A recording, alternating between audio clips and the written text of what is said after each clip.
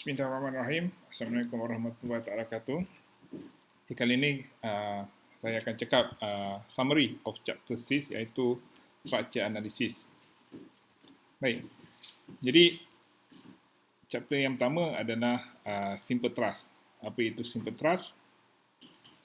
Simple trust adalah three members of trust form a triangle structure.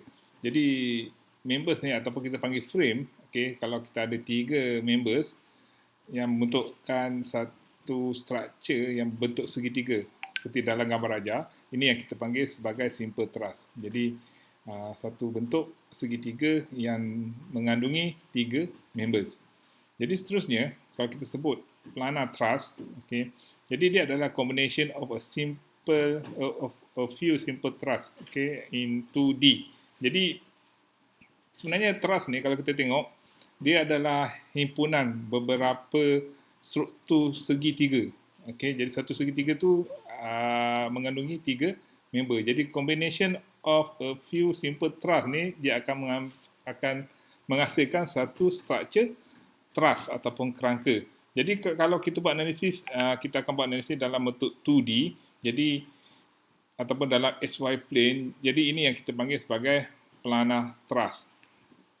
Baik, jadi bila kita nak analisis untuk truss, kita kena buat beberapa assumption ataupun andaian, okay, untuk memudahkan pengiraan kita dalam buat analisa. Jadi andaian yang pertama yang kita akan buat adalah yang pertama, all loadings are applied at the joint.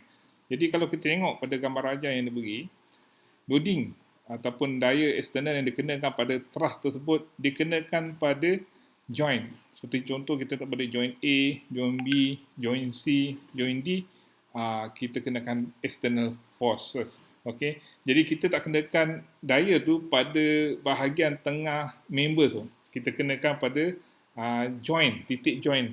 Itu yang kita punya andaian apabila kita buat analisa truss.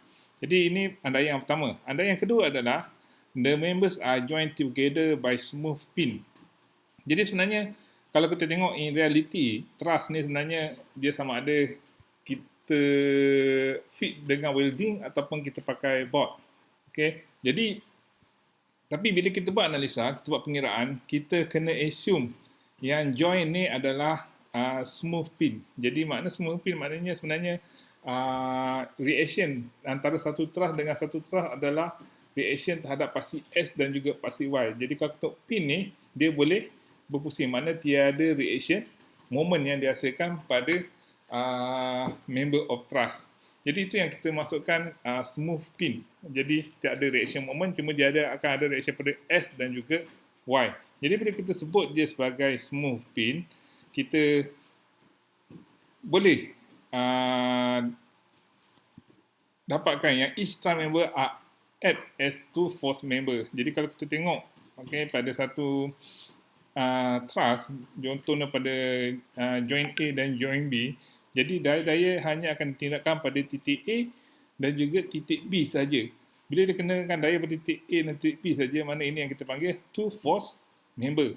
Bila two force member, ini akan menghasilkan truss tu akan ditindakkan sebagai tension dan juga compression, iaitu daya yang daya bersih yang dihasilkan pada kedua-dua titik tersebut adalah melalui sepanjang truss tersebut, iaitu yang akan menyebabkan tension dan juga compression. Okey, jadi ini berkenaan dengan simple truss. Yang kedua adalah tentang analisa of the truss. Kita akan gunakan dua kaedah. Kaedah yang pertama adalah method of joint. Jadi untuk prosedur analisis method of joint, yang pertama adalah kita akan lukis free body diagram for the entire truss, generate EOE dan juga determine reaction at the support. Jadi free body diagram untuk entire truss seperti dalam gambar raja ni kita akan lukis, okay, bagi tujuan kita dapatkan reaction pada support. Jadi kita tengok anak panah yang pertama adalah reaction pada support, daya tindakan atau external force adalah yang warna biru. Jadi kalau kita tengok reaction forces atau apa unknown values pada free body diagram adalah 3, iaitu kita ada AX, AY dan juga EY. Jadi dengan kata lain, bila kita ada 3 unknown values, kita kena createkan 3 EOE. Jadi yang pertama kita boleh gunakan adalah total of moment equal to 0. Jadi kita kalau ambilkan moment pada titik A, kita akan tu dapat nilai EY. Seterusnya kita guna total of Fs equal to 0, kita akan dapat AX. Dan juga total of Fy equal to 0, kita akan dapat AY. Jadi inilah tujuan kita gunakan free body diagram for the entire truss. Jadi seterusnya, kita akan draw free body diagram for a joint, okay, that have two unknown forces. Jadi langkah seterusnya untuk analisa bagi joint, method of joint ni adalah kita akan lukis free body diagram pada setiap joint. Sekarang kita ada joint A, B, C, D dan juga joint E. Jadi kita boleh start analisa ataupun start draw free body diagram pada mana-mana joint dengan syarat joint tersebut hanya mempunyai dua unknown forces. Jadi sebagai contohnya kalau kita tengok, kalau kita start pada joint A kita akan ada satu nilai yang kita tahu iaitu 8 kilonewton. And then 8 kilonewton adalah reaction forces pada support yang kita determine pada langkah yang pertama. And then kita ada dua unknown forces iaitu FAB dan juga FAE. Jadi kita boleh start pada joint A. AS tu kita akan dapat kosong sebenarnya. Alright? Jadi kita juga boleh start pada joint D. Pasal pada joint D kita ada satu nilai yang kita tahu iaitu 8 kilonewton dan juga dua unknown forces iaitu FCD dan juga FED. Jadi kita boleh start mana-mana titik. Dengan syarat dia mesti ada dua unknown forces saja. Jadi daripada free body diagram ni, okay, bila kita lukis free body diagram, kita ada dua unknown forces iaitu FAB dan juga FAE. Jadi kita kena predict, okay, biasanya kita predict yang unknown force ni is going out, iaitu dia tension seperti dalam gambar raja. Jadi dia keluar pada titik, itu kita panggil out. Jadi maksud out ni, out keluar pada titik. Jadi kita predict dia sebagai out and then kita selesaikan free body diagram ni dengan generate EOE dan juga kita tentukan nilai two unknown forces ni iaitu FAB dan juga FAE. Jadi kita boleh gunakan dua persamaan saja iaitu total of forces in S direction equal to 0 dan juga total of Fy equal to 0. Jadi dalam method joint ni kita cuma gunakan dua persamaan saja, okay, iaitu total of Fx equal to 0 and total of Fy equal to 0.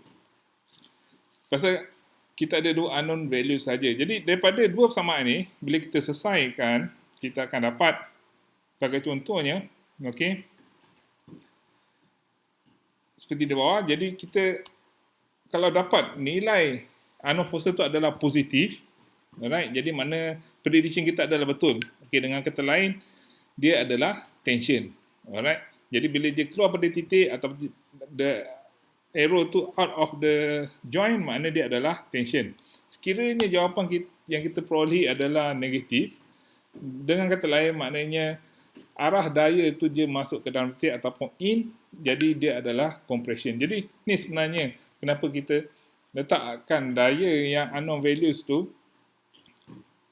keluar ataupun out, because kita assume dia sebagai tension. Tapi kalau kita dapat negatif jawapan dia adalah compression. Jadi begitulah yang kita gunakan untuk kita buat analisa bagi setiap joint. Jadi kita akan repeat, okay, prosedur 2 dan juga 3 bagi ke semua joint. Alright, bagi ke semua joint sehingga kita dapat tentukan nilai forces bagi setiap truss ataupun setiap member. Jadi kalau kat sini kita ada berapa members? Kita ada 3, 4, 5, kita ada 7 members. Jadi tak semestinya kita kena buat analisa pada setiap joint. Jadi sebenarnya kalau kita buat free body diagram atau analisa untuk joint A and then kita pergi joint B, joint C dan juga joint D, dah mencukupi untuk kita dapatkan nilai-nilai forces dalam kesemua truss tersebut. Alright? Jadi ini adalah method of joint. Okay, seterusnya kita kena tahu juga apa maksud zero force member. Jadi zero force member is a member that has no internal force and do not support net loading. Jadi ini adalah member atau truss yang mana tiada daya, okay, iaitu internal force dalam member tersebut dan tidak menyokong apa-apa beban ataupun external loading.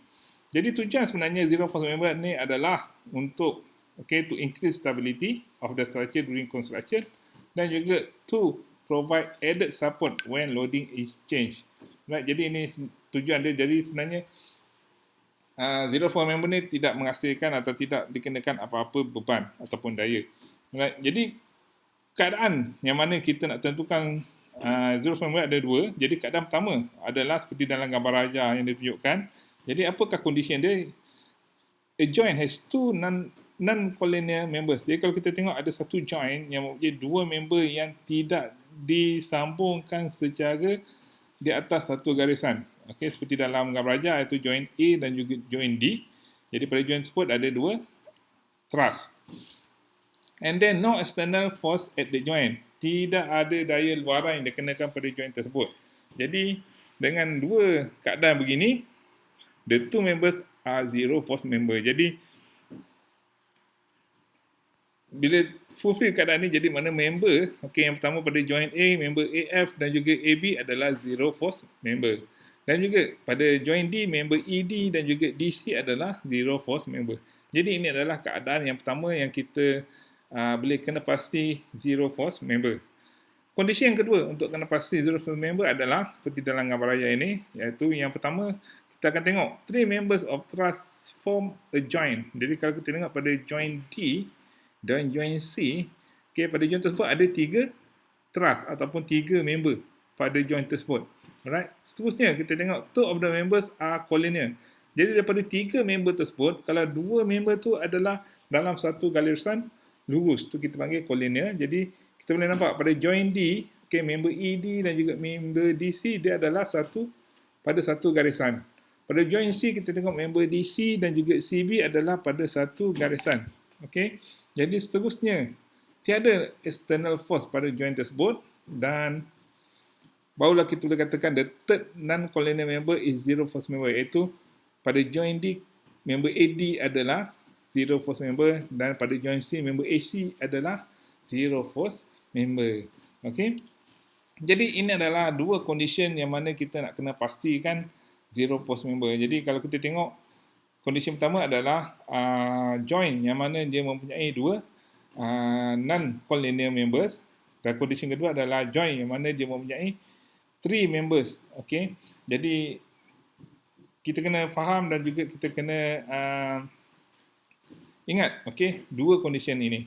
Jadi bila kita tahu, okay, zero force member, jadi kita boleh buangkan, okay, zero force member dalam pengiraan kita kerana dia tidak menghasilkan apa-apa tindakan ataupun tidak balas di dalam kita punya analisa. Right, seterusnya kita tengok, okay, method yang kedua dalam buat truss analysis ataupun structure analysis adalah kita panggil the method of section. Okay. Untuk prosedur analisis untuk the method of section ni adalah yang pertama, kita draw free body diagram for the entire truss, general EOE dan juga determine reaction pada support. Seperti juga pada method of joint, kita akan draw free body diagram untuk keseluruhan body ataupun truss tersebut, and then untuk kita tentukan dia punya reaction pada kedua-dua support. Okay, biasanya dalam truss analysis ni kita cuma ada dua support je dan juga dia ada tiga reaction forces. Okay, because ini adalah 2D analisis. Jadi sebenarnya kita cuma capable untuk tentukan tiga sahaja unknown values. Alright. Jadi dengan free body diagram biasanya kita akan gunakan total of moment equal to 0 untuk dapatkan salah satu nilai, contoh EY, total of FS equal to 0 dan juga total of FY equal to 0. Jadi ini adalah tiga EOE yang kita akan gunakan bagi tentukan tiga unknown values pada entire truss tersebut ataupun kita nak tentukan tiga reaction forces pada support.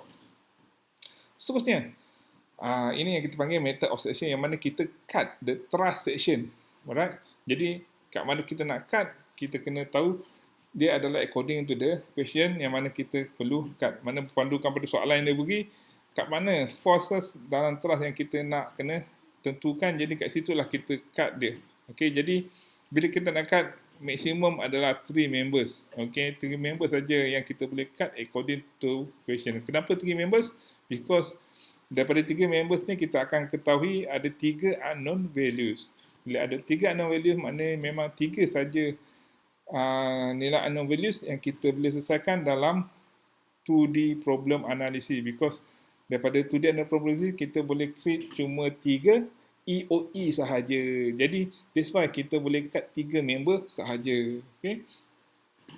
Jadi daripada kita cut tu, kita akan analisa separuh bahagian yang kita cut saja. Jadi kita akan pilih sama ada bahagian kiri atau kanan, kita tengok mana struktur yang paling mudah. Jadi kalau kita tengok sini, kita struktur paling mudah adalah yang sebelah kiri. Jadi kita draw free body diagram of the left side, kita generate EOE and then kita solvekan the unknown values. Okay, iaitu kalau kita tengok the unknown value itu adalah sebenarnya adalah internal force di dalam frame BC, HC dan juga HG yang dikendaki oleh soalan.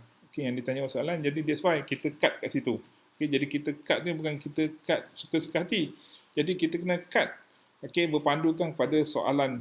Okay, jadi itu sebab kita cut bahagian tengah dia. Bukan kita cut join, kita cut bahagian tengah dia. Bila kita cut bahagian tengah dia, baru kita nampak dia punya internal force ataupun kita nampak reaction force di dalam member tersebut. Jadi dalam contoh ini kita nampak dia punya internal force adalah FBC, FHC dan juga FHG. Jadi bagaimana nak tentukan FHG? Tiga force ni kita akan gunakan 3 EOE iaitu total of MC equal to 0.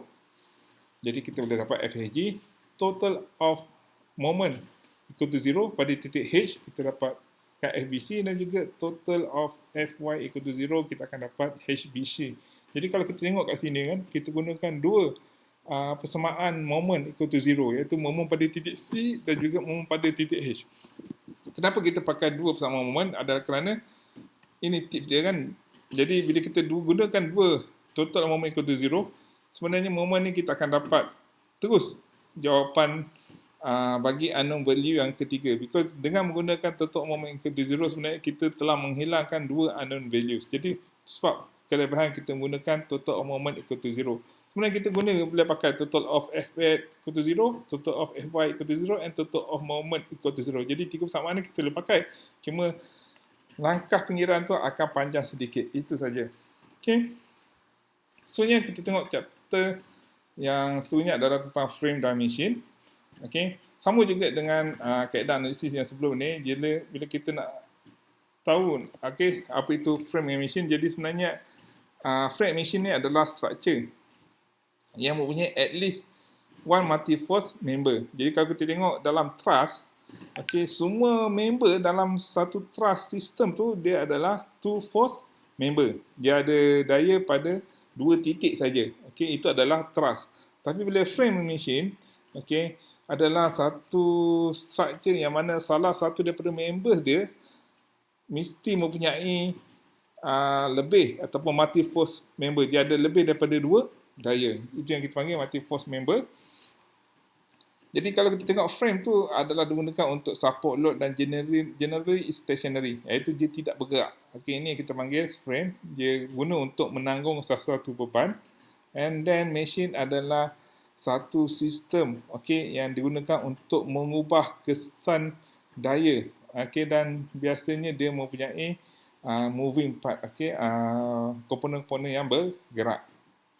Jadi untuk analisis dia, yang pertama, kita kena draw free body diagram for entire truss, generate EOE dan kita kena determine reaction pada support.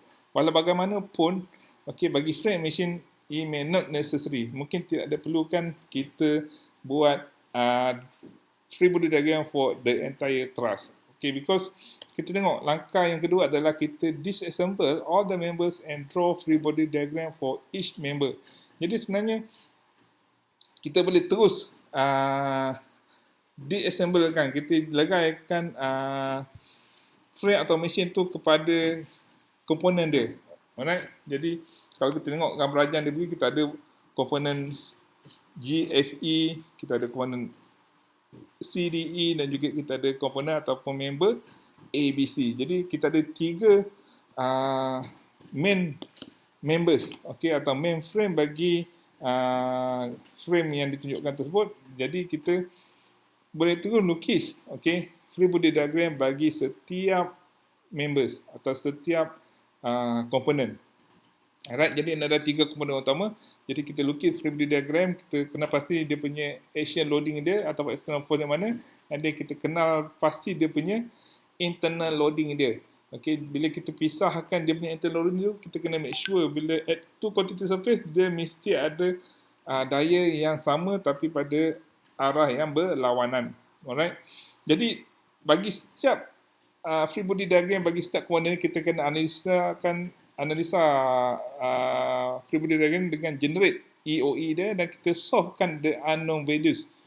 Okay, bagi setiap free body diagram. Jadi biasanya kita akan start free body diagram yang mempunyai 3 unknown value saja.